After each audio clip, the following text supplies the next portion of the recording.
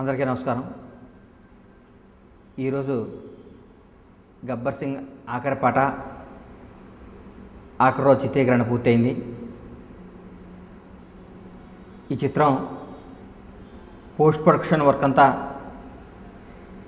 Almost ఇవాళ రేపటితో complete అయిపోతుంది. ఈ 4-5 తారీఖుల్లో సెన్సార్ ప్లాన్ చేస్తున్నాం.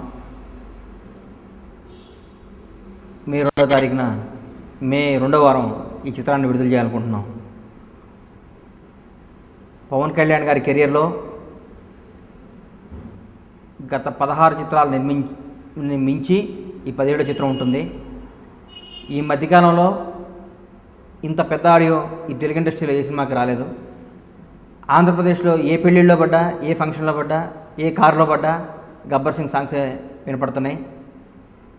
ఇంత అద్భుతమైన మ్యూజిక్ ఇచ్చిన దేవి గారికి హృదయపూర్వకంగా ధన్యవాదాలు తెలియజేసుకుంటున్నాము. ఆంధ్రప్రదేశ్ ప్రేక్షకుల పవన్ స్టార్ అభిమానులందరూ పవన్ కళ్యాణ్ గారిని ఏ విధంగా చూడాలనుకుంటున్నారో,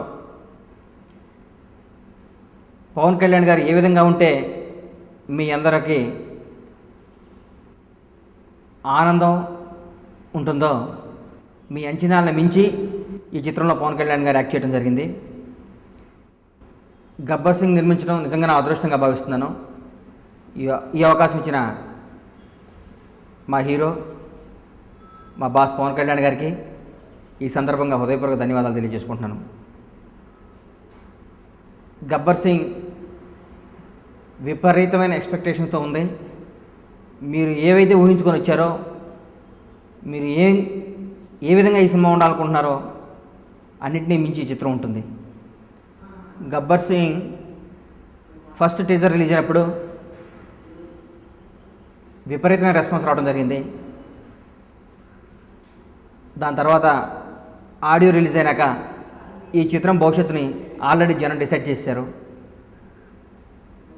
నిన్న ఒక ట్రైలర్ రిలీజ్ చేయడం జరిగింది. లక్షల మంది మెయిల్స్, ఫోన్ల ద్వారా అభినందనలు తెలియజేస్తుంటే నాకు సినిమా ఇప్పుడు రిలీజ్ చేయాలా, ఎప్పుడు ఈ పవనోత్సవాలకి శ్రీకారం చుట్టాలని ఆనందంతో ఉంది.